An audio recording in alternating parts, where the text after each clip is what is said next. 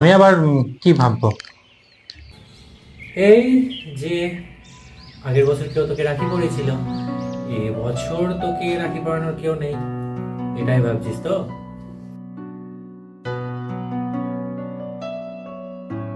আরে ইয়ার, সে নেই তো কি হয়েছে, আমি তো আছি।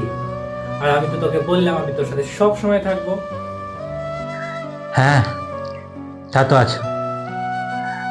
আসলে কি বলতো, আগের বছর যখন কেউ রাখি পরাবে বলেনি, তখন হুট করে সকালবেলা এসে আনএক্সপেক্টেড ভাবে রাখি পরিয়ে চলে গেছিল। হুম, তুইও তো পড়েছিলিস তাই না? হ্যাঁ, পরিয়েছিলাম তো। এই নে, পড়িয়ে দে।